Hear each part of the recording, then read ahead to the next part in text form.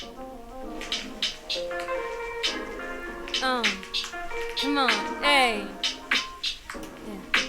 I'm so happy to be here, and I'm so happy to be here, and I'm so happy to be here with you all, with you all,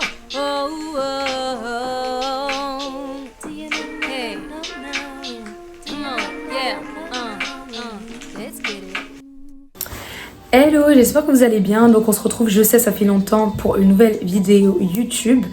Et j'ai posté des vlogs ces temps-ci, donc j'espère que vous avez vraiment regardé, que ça vous a encouragé à poster. J'ai vu les commentaires, donc vraiment gloire à Dieu. Donc on va pas tarder à rentrer dans le vif du sujet. Donc la vidéo, comme vous avez pu le voir, c'est pourquoi je suis seule. C'est une question que les hommes et les femmes peuvent se poser, et je pense qu'il y a beaucoup de solitude dans le corps de Christ, et on n'en parle pas forcément. On parle pas de comment lutter contre la solitude, on parle pas de comment en fait vivre ça de la manière la plus saine possible pour notre esprit, pour notre corps, pour notre âme. Donc aujourd'hui on va parler de certaines choses. Il y a des choses qu'il faut pouvoir avaler, donc c'est comme une pilule à avaler. Il y a des choses voilà, qui se comprennent pas forcément toujours, mais en tout cas il y a des choses que Dieu veut que tu puisses retirer dans cette solitude. Donc il y a des choses que tu vas devoir comprendre, il y a également des choses sur lesquelles tu vas devoir faire des efforts, et c'est vraiment pour t'aider que je fais cette vidéo, parce que je sais que c'est un thème qui touche beaucoup de gens, même les non-chrétiens. Il y a beaucoup de personnes qui dans le monde se sentent seules, sauf que en tant qu'enfant de Dieu, on a Christ en nous, et ça nous aide à surmonter certaines épreuves. Mais quand t'en peux plus, quand t'es à bout, comment gérer ça? Donc c'est là où je vais en venir. On regarde ça tout de suite. Alors on a parlé sur ta vie, des gens ont prophétisé, on t'a dit d'aller faire ceci ou cela, ou même dans ton cœur, le Seigneur t'a parlé, et tu sais que tu dois accéder à de grandes choses. C'est donc du coup le désir de ton cœur. Mais sauf que tu ne veux pas être seul, alors ça ne pourra pas s'accomplir. Parce que ce qu'il faut comprendre, c'est que la maturité spirituelle nécessite une solitude avec Dieu. Mais si toi, tu veux tout le temps être avec des amis, tout le temps être entouré, tout le temps discuter, dépendre des gens, et même t'investir dans des relations amoureuses qui ne mènent à rien, juste parce que tu dois combler un vide, parce que tu ne veux pas être seul, et finalement, tu ne veux pas être seul avec Dieu, ça va être compliqué pour toi de vivre ces grandes choses auxquelles Dieu t'appelle. Donc, seul Dieu peut combler ce vide, et lorsqu'il aura comblé ce vide, c'est ça qui t'emmènera dans ton appel. Pas de solitude avec Dieu, pas d'appel, tout simplement. T'as prié pour des choses, mais tu savais pas en fait que les choses pour lesquelles tu as prié, ça nécessitait un temps de solitude vraiment profond. Et c'est ça justement qui va venir des fois confondre les enfants de Dieu, dans le sens où ils vont être dans la confusion, ils vont pas comprendre, mais je dois faire ceci, cela, mais je suis seule. Oui, parce que Dieu veut former des choses en toi, et tu es la priorité de Dieu. Sache que tu ne dois pas faire de certaines choses, certaines personnes ta priorité, mais tu dois faire de ton temps avec Dieu, de ta solitude avec Dieu, une priorité, et c'est un privilège en réalité d'être proche de Dieu. Donc les choses pour lesquelles tu avais prié, cette élévation, ces bénédictions, je ne sais pas ce que c'est, en tout cas les choses qu'on t'avait dit ou que Dieu t'avait dit, ça nécessite un processus. Donc ne t'étonne pas que tu sois seul, parce que Dieu veut traiter seulement avec toi, et c'est pas toute la vie, c'est pour un temps, c'est ça qu'il faut se rappeler. Donc des fois je me demande, quand je regarde la vie des enfants de Dieu, je me dis c'est pas toi qui voulais avoir tel don, qui voulait faire les choses de telle ou telle manière, mais finalement quand il s'agit de payer le prix, ce prix des fois ça implique de se retrouver seul dans des combats où même Dieu va écarter des personnes qui sont censées normalement pouvoir t'aider. Il va même retirer ces personnes-là. Pourquoi? Parce qu'il veut que tu puisses te battre avec lui, et il veut t'élever toi avec lui, et il veut pas que ce soit un homme qui t'élève. Donc, les exemples que je pourrais te donner sont des hommes de Dieu qu'on connaît dans la parole, qui ont un parcours magnifique, mais qu'il ne faut pas oublier, sont passés par des moments de troubles, de difficultés, de solitude avec Dieu avant d'accéder à ces grandes choses. Et souvent, l'être humain, les chrétiens veulent accéder à cette percée de manière automatique, alors qu'il y a un temps vraiment de préparation où Dieu vraiment est en train de transformer ton cœur, les choses autour de toi. Et tant que ça s'est pas transformé, en fait, tu peux pas aller dans ta terre promise. Donc c'est important que tu puisses comprendre ça. Le temps seul avec Dieu est primordial. En cette année 2025, prends du temps pour servir Dieu, oui certes, mais prends du temps pour passer des moments de qualité avec le Seigneur parce que c'est ça qui va te propulser dans ton appel. Encore une fois, j'aurais jamais pu rentrer dans mon appel si j'avais pas été proche du Seigneur. Et jusqu'à aujourd'hui, je continue de faire cet effort d'être proche du Seigneur pour pouvoir toujours être dans cette vérité-là et de m'attacher à sa parole tout simplement. Et si tu n'arrives pas à être proche du Seigneur, demande-lui sa force pour te rapprocher de lui. Donc je vais te citer quelques exemples, quelques personnes dans la parole qui ont eu ces moments de solitude mais qui sont sortis victorieux. Amen. Parce que qui dit solitude ne dit pas être comme un orphelin, non.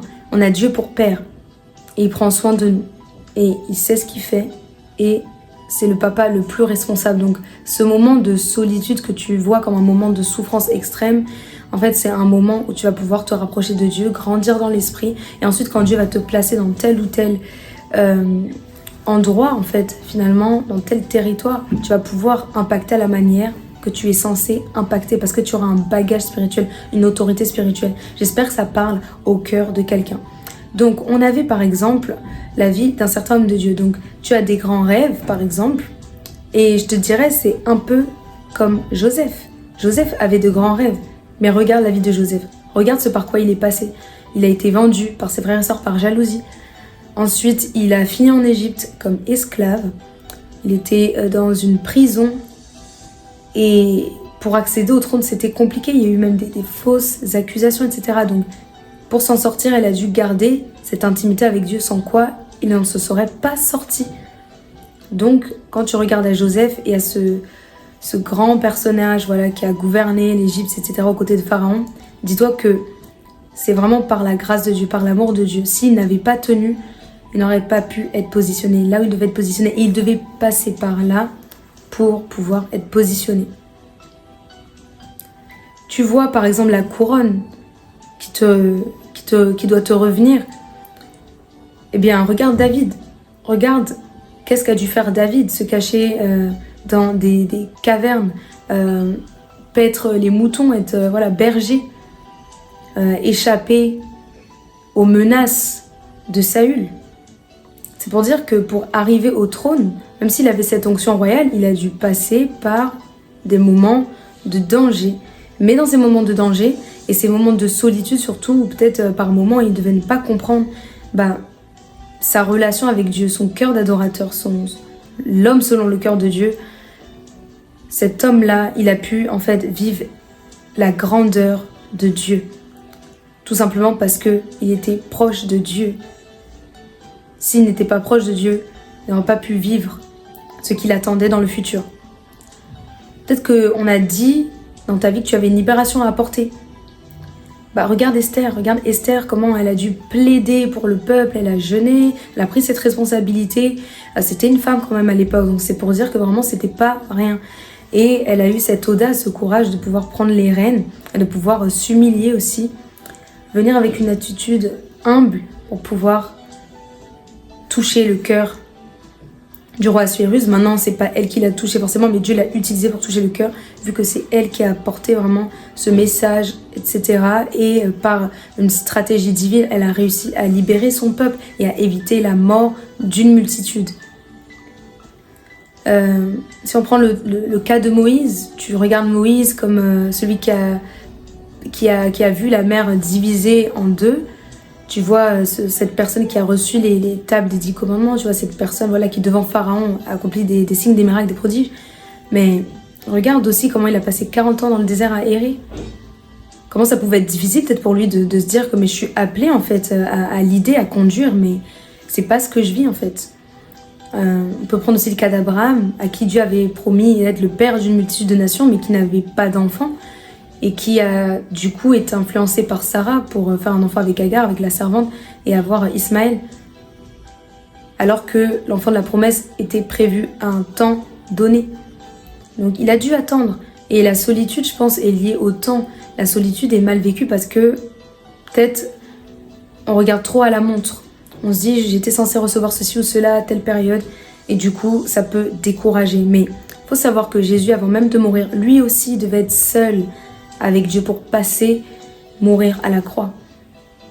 Il se sentait peut-être abandonné, etc. La parole le dit. Élie, Élie, pourquoi m'as-tu abandonné? Mais on sait que ce moment de solitude, même avant d'aller à la croix, dans le sens où quand il était dans le jardin de Gethsémani, où il était avec les disciples qui n'ont pas réussi à veiller avec lui, etc., il devait se préparer. Et finalement, ses amis, ses vrais amis, c'était pas des faux amis, c'était des vrais amis, mais même eux n'ont pas pu, en fait, trouver, en fait, le courage d'encourager Jésus dans l'œuvre qu'il allait accomplir pour l'humanité. Ils n'ont pas pu, en fait, faire ce que peut-être Jésus aurait attendu d'eux. Il y a une mission qui t'incombe à toi seul, il y a une mission qui te revient à toi seul, et toi seul peux l'accomplir, c'est pas des personnes autour de toi qui vont l'accomplir. Peut-être tu peux avoir des personnes qui t'encouragent, gloire à Dieu, tu peux aussi avoir des personnes qui te découragent, mais ne laisse rien ni personne, c'est-à-dire aucune circonstance ni personne t'éloigner du but de Dieu. Parce que même dans ce moment de solitude, tu n'es pas seul, Dieu est avec toi, il a dit dans la parole, je suis avec vous tous les jours jusqu'à la fin du monde. Il est avec nous aussi pour évangéliser, pour annoncer la parole. Il est avec nous pour nous consoler, pour nous réconforter. Le Saint-Esprit nous rappelle toutes choses, nous rappelle les paroles de Dieu.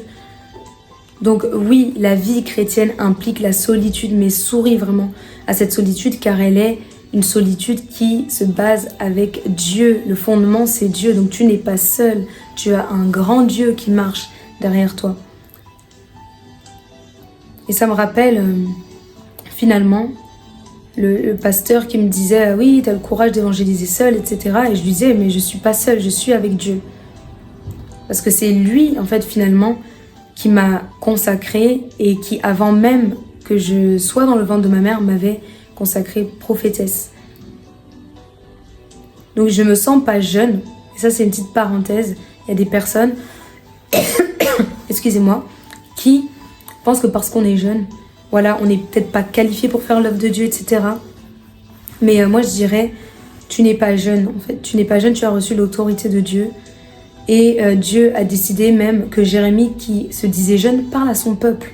Donc Dieu, quand il choisit quelqu'un, il ne regarde pas à l'âge. Il regarde à ce qu'il a mis en la personne, le potentiel qu'il y a chez la personne. Et ce que les hommes voient, ce n'est pas ce que Dieu voit. Les hommes regardent à l'apparence, l'âge, l'origine, les statuts sociaux, etc. Mais Dieu regarde vraiment au cœur. Et je pense que c'est pour ça aussi qu'il a choisi David, parce que c'est de lui qu'il voulait faire son serviteur et roi pour la nation.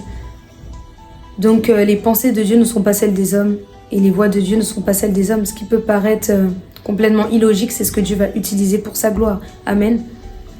Donc je dirais, ne laisse pas qu'on diminue ton onction parce que tu es jeune, etc.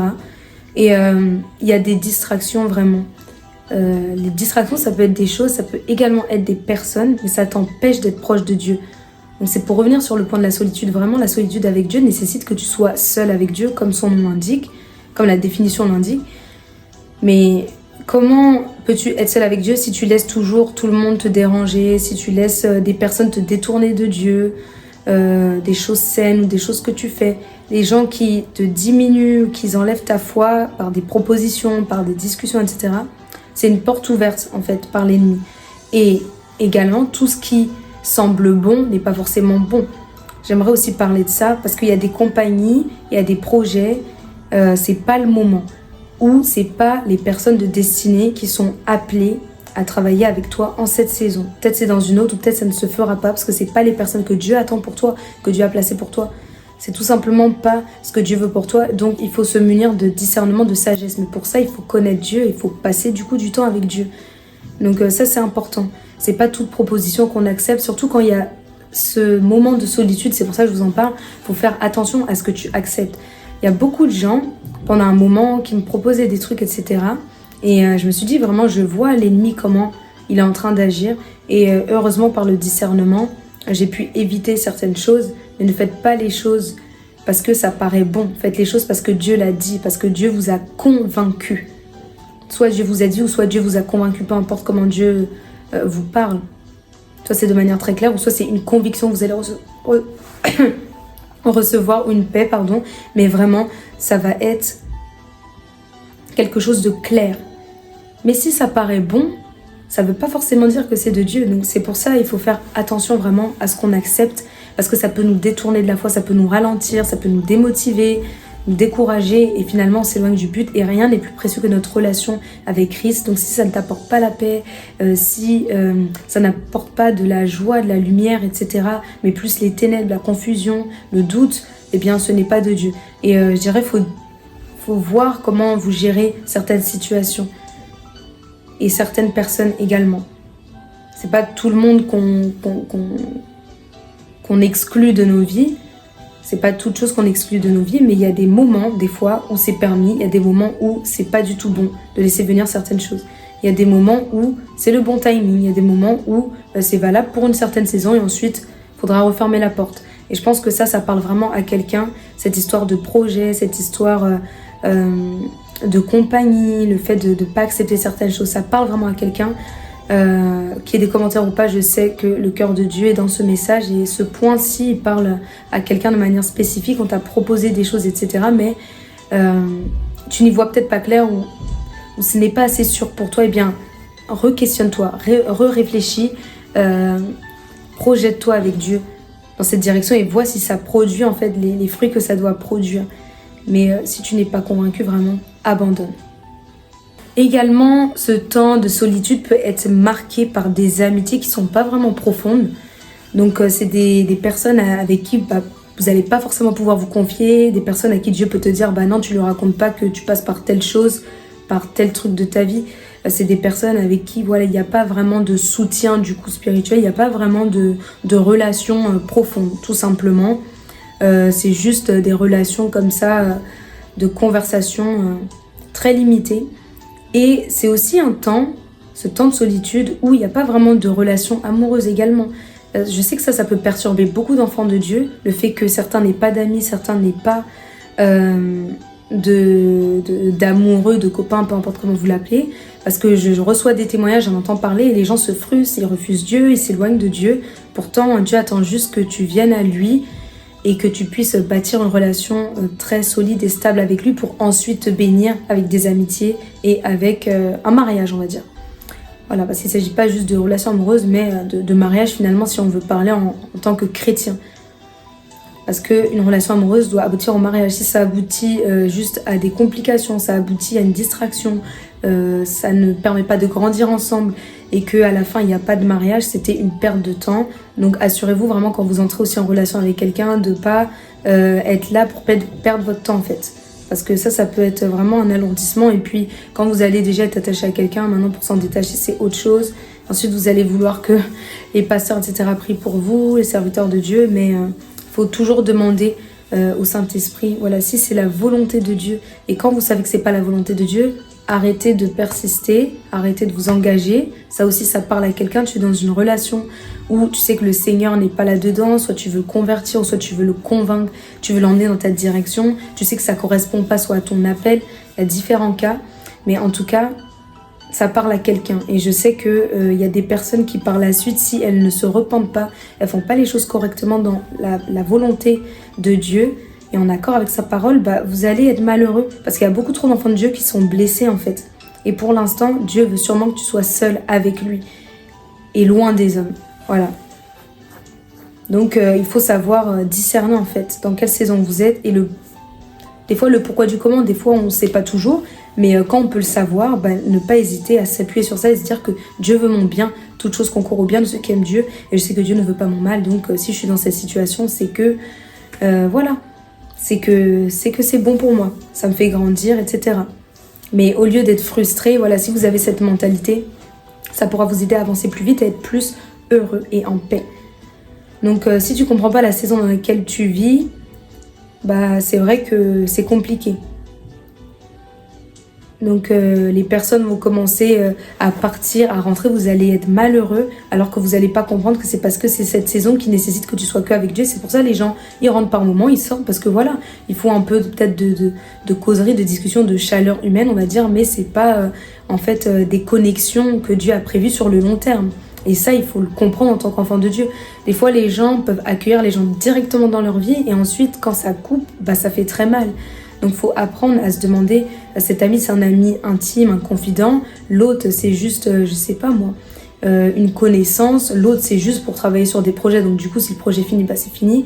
Donc, vous voyez, l'autre, c'est juste pour servir Dieu ensemble, etc. Mais c'est une relation très christocentrique, il n'y a pas vraiment trop de profondeur, dans le sens profondeur émotionnelle, où on est liés, on est amis, quoi, voilà.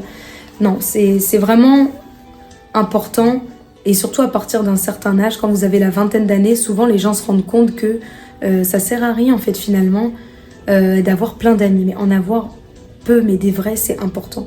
Et plus vous allez avancer, plus vous serez appelé à demander au Seigneur de vous guider dans vos relations et de connaître, en fait, et de discerner qui est là pourquoi, à quelle personne, à quoi sert telle personne dans ma vie. C'est vraiment important, sinon vous allez être blessé. Si vous prenez par exemple une connaissance pour un ami confident et que c'est pas le cas, vous allez tomber de haut et vous allez vraiment être malheureux, et ça peut vous causer vraiment même des problèmes de santé, etc.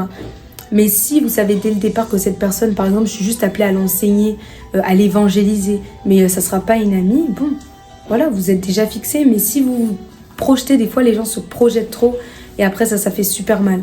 Donc faut faire attention. Et du coup, la saison, vous allez mal la vivre. Mais si vous dépendez de Dieu, vous vous attachez à lui, vous verrez sa gloire. Et quand les personnes qui devront être déposées dans votre vie viendront, eh bien, vous serez dans la paix, dans la joie, parce que ce sera le temps de Dieu. Et vous serez aligné avec sa parole. Parce que tout simplement, si tu veux faire des grandes choses, il faut savoir que Dieu n'a pas encore emmené peut-être les bonnes personnes dans ta vie, et c'est pour ça que tu te trouves seul. Donc fais-lui confiance. 2 Corinthiens 5:7 dit « Nous marchons par la foi et non par la vue ». Et quand ça sera le temps de Dieu, ton bonheur, il ne va pas dépendre du coup des gens, mais de Dieu, parce que tu auras craint Dieu, tu auras respecté Dieu. Et donc du coup, ton bonheur, il ne sera pas émotionnel, pas basé sur l'humain, il ne sera pas fragile, mais ce sera un bonheur qui sera basé sur Dieu. Donc tu ne seras pas dysfonctionnel en fonction de comment les gens sont avec toi. Si tel ami me lâche ou telle personne n'est plus dans ma vie, ça va plus. Non, tu seras un chrétien affermi, tu seras quelqu'un qui saura gérer ses relations et dont le bonheur ne dépendra pas finalement de ces personnes-là. Jean 14:27 dit « Je vous laisse la paix, je vous donne ma paix. » Pardon, je ne vous donne pas comme le monde donne, que votre cœur ne se trouble point et ne s'alarme point. Je ne veux pas qu'on soit dans la crainte, la peur, je ne sais pas. Je veux vraiment qu'on soit dans la paix. Et il nous la donne, cette paix, mais c'est à nous de la recevoir, c'est à nous de la saisir. Et ce que j'aimerais dire, c'est que quand on obéit, on est béni au-delà même de ce qu'on aurait pu imaginer. Donc au lieu de te concentrer peut-être sur quand est-ce Dieu va me bénir, je ne sais pas il s'agit de quel domaine, mais c'est toi qui sais dans ton cœur, concentre-toi sur aimer Dieu et ce qu'il attend de toi. Et si tu t'occupes, même tu ne sentiras pas cette solitude. Mais c'est si surtout tu es dans l'oisiveté, tu es dans la passivité, tu ne fais rien, là tu vas sentir cette solitude vraiment comme un gouffre. Mais si tu fais les choses que le Seigneur te demande, tu vas être très occupé et tu vas même pas sentir cette solitude que tu sens, parce que tu seras dans les choses du Seigneur, et les choses du Seigneur rendent heureux, parce que ce qu'il a placé sur ta vie, si tu l'obéis, si tu obéis à ces choses, ça va te remplir. Tu ne chercheras pas autre part où aller. Mais quand tu ne fais pas la volonté de Dieu, tu n'obéis pas et tu cherches par tes propres moyens à remplir ce manque, en allant dans une relation amoureuse, en allant dans une relation amicale, ou en allant dans une église où tu vas te reposer sur les pasteurs, sur les êtres humains, sur ceci, cela, et en fait, ça va pas à la fin être bénéfique pour toi, mais Dieu va permettre en fait même peut-être qu'il y ait du rejet, Dieu va permettre qu'il y ait des incompréhensions, et ça va s'arrêter là pour que tu apprennes vraiment à dépendre de Dieu et non des hommes, et que ton bonheur également, comme je l'ai dit, ne dépende pas des hommes mais de Dieu. Donc, autre chose, on ne choisit pas d'être seul. Par contre, Dieu qui t'a choisi te met seul, il te met à part. Et c'est ça, être consacré, c'est être à part. Souvent, les gens savent que être consacré, c'est être mis à part, etc. Mais ils ne comprennent pas en fait que cette mise à part nécessite vraiment une solitude, même des fois humaine. Dans le sens où il n'y a pas forcément plein de gens autour de toi. Mais ça, c'est une préparation pour tes bénédictions futures. Et ne vois pas cette solitude comme une punition. Il faut savoir que Dieu, dans cette solitude, il va traiter notre caractère. Et c'est une saison que d'autres vont ressentir plus que d'autres, plus que certains. Mais Dieu va préparer les personnes vraiment qui vont rejoindre ta marche avec lui. Et cette marche vers le ciel, elle commence ici-bas. On travaille vraiment pour le ciel. Et ça, faut pas l'oublier. On n'est pas venu sur cette terre pour être attaché à cette terre. Donc, fais la volonté de Dieu. Dieu te récompensera au temps voulu. Mais ta vie ne doit pas dépendre des hommes, elle dépend de Dieu. Et c'est pour ça qu'il faut chercher Dieu et accepter cette solitude avec Dieu. Pendant cette solitude, autre point, il n'y a pas que la solitude, il y a aussi des épreuves qui s'ajoutent, bien sûr, pour couronner le tout. Mais Dieu est au contrôle et il saura restaurer ce que tu as perdu, il saura te combler au moment venu. Tu comprends peut-être pas ce que tu vis, c'est ça que j'aimerais te dire aujourd'hui, mais Dieu t'a pas demandé de comprendre, ok? Mais il t'a dit de lui faire confiance, d'obéir. Et ça, c'est deux choses différentes. Comprendre ce qu'on vit, c'est pas ce que Dieu nous a demandé. Par contre, ce qu'il nous a demandé, c'est de lui obéir. C'est ça, marcher sur les eaux, un peu comme Pierre. Comprenez, voilà, peut-être pas ce qui se passait, etc. Mais s'il faisait confiance à Jésus, il ne coulait pas. Quand il cherchait à regarder, etc. Donc quand tu cherches à comprendre, quoi, tu fouilles, tu fouines. Bah, c'est là où justement tu peux commencer à déprimer, à être vraiment submergé par l'émotion et par toutes sortes de choses. Donc c'est Dieu qui va te fortifier dans les circonstances, ça ne l'oublie pas. Donc en conclusion, la solitude, que ça ne vous fasse pas abandonner Dieu. Vraiment c'est mon conseil, c'est mon encouragement. J'entends souvent des témoignages de personnes avec qui je parle, ils ont déserté Dieu justement à cause du désert, parce que la solitude on peut appeler ça un désert. Quand tu es dans un désert au Sahara, bah, tu es dans la solitude, il n'y a personne. Mais justement, dans cette solitude, on a vu que Dieu est venu réconforter Agar, la servante de Sarah, qui avait fui quand elle avait été chassée par Sarah, etc., qui avait été un peu maltraitée, on va dire, par Sarah. Mais Dieu est venu la consoler dans ce désert. Justement, elle a appelé ce lieu par un nom spécifique parce que Dieu l'avait consolée. Et même son fils Ismaël, du coup, a été une joie pour elle, j'imagine. Une joie de consolation. Parce que des fois, on peut être incompris, etc. Mais c'est normal d'être incompris, surtout dans les moments de désert, de solitude avec Dieu. Parce que si Dieu te met à part, c'est qu'il y a quelque chose en fait à former, même que d'autres personnes ne doivent pas voir ou ne sont pas en capacité de voir. Donc, ce que Dieu cherche en réalité, c'est pas que tu sois seul, etc. C'est pas qu'il veut te faire souffrir, mais c'est qu'on se rapproche de lui, tout simplement. Franchement, mettez ça dans votre tête. La solitude, c'est fait pour qu'on se rapproche de lui. Mais si dans ce cas, toi, au contraire, tu t'éloignes, parce que t'as pas ce que tu veux, t'as pas d'amis, t'as pas d'église, parce que c'est des choses que j'ai vraiment entendues, parce que t'as pas de mari, parce que t'as pas, je sais pas quoi. Bah en fait, ou parce que t'as pas d'argent, vous pouvez mettre tous les exemples possibles. En fait, on est en dehors du plan de Dieu et on n'a pas compris l'évangile. Et on a fait toute cette course pour rien. Donc la sagesse dit de craindre Dieu. Craindre Dieu, c'est quoi? C'est le respecter, l'honorer, etc., le chercher. Mais aussi la parole dit de ne pas se conformer au siècle présent. Donc là où le monde quitte Dieu pour des choses terrestres, toi choisis de te battre avec Dieu pour le ciel. Et sur terre, tu verras sa gloire. Les enfants de Dieu vraiment sont appelés à demeurer fermes dans leur foi, à briller, peu importe les épreuves, comme les apôtres. Paul, Jean, les patriarches, même de l'Ancien Testament, on a vu qu'ils se sont battus. Peu importe les épreuves qu'ils avaient face à eux. Parce qu'ils s'accrochaient aux promesses de Dieu et ils avaient des grandes bénédictions qui étaient en réserve pour eux, pour s'accomplir dans le futur. Certains disent des fois Dieu ne parle pas, etc. Mais Dieu en fait a déjà donné son plan et c'est juste toi qui ne veux pas obéir. Donc ça aussi, il faut arrêter de se mentir à soi-même. Tu sais que tu ne suis pas le plan de Dieu. Tu ne fais pas les choses comme Dieu t'a dit d'aller à gauche, toi tu vas à droite. Bah, c'est comme ça que les promesses de Dieu en fait sont retardées. Comment tu veux que ça s'accomplisse?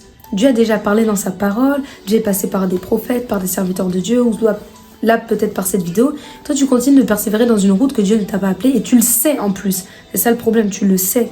Et vraiment c'est un malheur quand on sait que quelque chose n'est pas bon et on le fait. Au point, aux yeux de Dieu, c'est vraiment un péché. C'est pas de l'ignorance, mais c'est vraiment tes consciences. Ça, c'est comme de l'iniquité, ça devient comme de l'iniquité. Donc tu peux pas redemander tout le temps des signes à Dieu, etc., des prophéties. Dieu t'a déjà tout dit, c'est toi juste qui veux pas obéir, tu veux pas écouter. Tu peux pas demander des signes alors que Dieu a déjà parlé et que c'est toi qui veux pas le suivre. Et on n'est pas censé, en fait, c'est pas Dieu qui est censé nous suivre, c'est nous qui sommes censés suivre Dieu. Ça, il faut aussi le clarifier. Donc certains, vous savez ce que vous devez faire, mais comme vous voulez pas le faire, du coup, vous allez dans une autre direction. Mais aujourd'hui, Dieu t'appelle à te repentir. Si tu es dans ce cas, repens-toi. Parce qu'on ne se moque pas de Dieu. Et Dieu bénit par l'obéissance. Hébreux 5:8. Donc Jésus a appris, bien qu'il fût fils, l'obéissance par les choses qu'il a souffertes. C'est par la souffrance. C'est peut-être ce temps de solitude qui te fait grandir dans l'esprit et qui te fait, en fait, maturer. Qui va t'ouvrir des portes. qui va t'apprendre le chemin de l'obéissance. L'obéissance, c'est pas quand tout va bien, c'est aussi quand tout va mal. C'est aussi quand tu comprends pas, c'est aussi quand tu te sens seul, etc. On n'est pas plus grand que Jésus, ça faut vraiment le remettre en plein centre de notre vie. On n'est pas plus grand que Jésus, Jésus qui est Dieu, qui est fils de Dieu. Donc si même lui, il a obéi même jusqu'à mourir, nous sommes qui pour ne pas obéir? C'est à toi de décider aujourd'hui la direction de ta destinée, soit l'obéissance, soit la désobéissance. Et c'est de toi vraiment que dépend ta destinée. Donc la solitude, j'aimerais terminer en disant que c'est pas une honte, mais c'est une joie pour celui qui la comprend. Par exemple, je vais vous donner un exemple très, très rapide et très clair. Tu pleures, donc là par exemple tu es triste, ensuite tes larmes vont sécher. Ok? Donc avec Dieu, la souffrance c'est un peu pareil. Tu es triste mais par la suite tu vas être consolé. L'étape 1 c'est souffrir un peu de temps et l'étape 2 c'est récolter des bénédictions. C'est un peu comme si tu travailles et ensuite tu es rémunéré, tu es payé. Tu vas pas d'abord recevoir ton salaire, ensuite tu commences à travailler. Non, d'abord tu souffres. Travaille à la sueur de ton front, comme dit la parole. Et ensuite, là, tu vas être payé. C'est comme ça, en fait, l'évangile qu'il faut le voir. On peut pas avoir tout par acquis. Je sais pas quel évangile on t'a prêché, si on t'avait fait croire que quand tu viens à Jésus, t'as tout. C'est aussi ça, peut-être, qui t'a égaré. Mais du coup, non, tu dois te battre. Tu dois marcher des fois dans des épreuves, dans des choses qui paraissent difficiles. Quand tu vois Daniel, tu vois la fosse au lion, tu vois la fournaise de feu, etc., la Shadrach, Meshach, Abednego, c'est pas des choses simples, en fait. Tu vois Paul, Silas dans la prison, mais sauf qu'eux, ils se sont mis à chanter, c'est pour dire, vraiment, il y a une dimension que peut-être tu n'as pas atteint et qu'il faut que tu atteignes. Cette dimension de solitude que Paul et Silas pouvaient vivre, ils l'ont transformée en joie. C'est-à-dire, ils ont commencé à louer, même dans une circonstance où c'était des épreuves compliquées. Donc Dieu n'a pas dit ça allait être facile, mais il a dit serait avec nous, même dans les moments difficiles, même dans la tempête. Donc, pour terminer, le but dans ta vie, c'est pas de te marier, d'avoir des enfants, des amis, faire une carrière, etc. Mais de faire la volonté de Dieu. Même si ça paraît fou pour le monde, toi, tiens ferme dans ton appel. Tiens ferme dans l'appel que Dieu t'a donné. Marche dans la direction de la sanctification, donc de l'obéissance. Parce que Dieu n'oublie personne. Et il récompense quand le temps viendra. Quand ton temps viendra, crois-moi, tu seras récompensé. Et sache que quand tu es béni, quand tu obéis, tu es béni au-delà même de ce que tu aurais pu imaginer. Tu es vraiment béni au-delà. Donc c'est tout pour moi. J'espère que cette vidéo elle vous a encouragé à vraiment être proche de Dieu, à pas faire les choses à la légère, à se dire que oui, je vais attendre d'avoir ceci ou cela pour me donner à Dieu. Non, tu te donnes d'abord à Dieu, même si des fois le temps de solitude il peut durer longtemps. J'ai parlé avec une personne dans la rue qu'on a évangélisée qui parlait justement de cette solitude amoureuse et le fait d'en avoir marre. Mais Dieu sait pourquoi en fait il sait attendre. Dieu sait pourquoi il fait attendre en fait plutôt certaines personnes. Et c'est dans ces moments-là en fait que Dieu regarde notre foi, vous savez. C'est dans ces moments-là que Dieu regarde tout simplement notre cœur. Et ça, il faut vraiment le garder à l'esprit. À la fin du compte, Dieu veut notre cœur, Dieu veut qu'on soit sauvé. Mais si on est attaché à des personnes, des choses, on pourra rater le ciel. C'est pour ça ces moments de souffrance, de solitude, ça nous rappelle que seul Dieu est bon. Nous sommes pécheurs et seul lui peut nous sauver. Donc rapprochons-nous de lui, vraiment. Je vais prier pour conclure cette vidéo. J'aimerais dire devant le Seigneur que toi seul, Seigneur Jésus, connais ces personnes de manière intime, de manière profonde. Mais je prie, Seigneur, que alors que tu te révéleras à eux, Seigneur, qu'ils puissent être complètement ancrés en toi, que leurs pieds qui annoncent l'évangile, que leurs pieds qui sont au sol, qu'ils puissent être ancrés vraiment, ancrés, être fermes pour pouvoir marcher dans la liberté de l'esprit, ne pas avoir le poids de cette solitude, ne pas avoir le poids même du péché pour certaines personnes qui avaient péché. C'est pour ça que tu as fui la présence de Dieu. Si tu étais comme Jonas, Dieu t'a dit de faire un truc, tu l'as pas fait, mais ensuite tu le fais. Et que ça te pèse d'obéir à Dieu, tu en as marre, tu aimerais que les choses se passent à ta manière. Sache que tu marches selon tes plans et porter sa croix, c'est marcher selon les plans de Dieu. Donc vraiment que Dieu vous ouvre les yeux, que Dieu ouvre les yeux spirituels de votre esprit, que Dieu ouvre vos cœurs. que vous puissiez répondre à cet appel et marcher toujours dans la direction de l'appel de Dieu pour votre vie. Parce que quand vous marchez dans l'appel que Dieu a pour votre vie, finalement, vous marchez dans sa volonté. Vous marchez dans sa volonté et vous êtes sauvés. Puisque c'est pas le fait d'évangéliser, de chasser des démons, de prophétiser, mais c'est ceux qui font la volonté en fait du Père qui vont être sauvés. Et je pense que faire la volonté de Dieu, c'est déjà pouvoir être capable de vivre ce moment de solitude avec Dieu sans chercher à remplacer Dieu par quoi que ce soit. Et tout ce qui remplace Dieu par quelque chose s'appelle une idole, c'est de l'idolâtrie.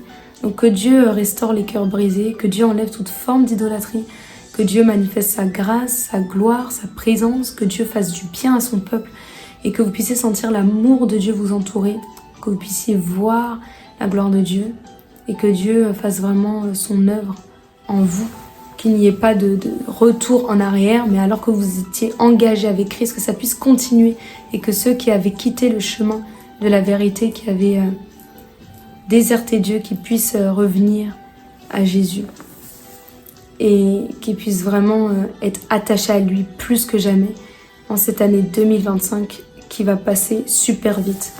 Donc on se retrouve dans une prochaine vidéo. N'hésitez pas à me dire en commentaire voilà, si vous avez déjà eu ce sentiment de solitude, etc. J'aimerais bien voir vos partages. J'y répondrai. Et on se retrouve dans une prochaine vidéo. Bye!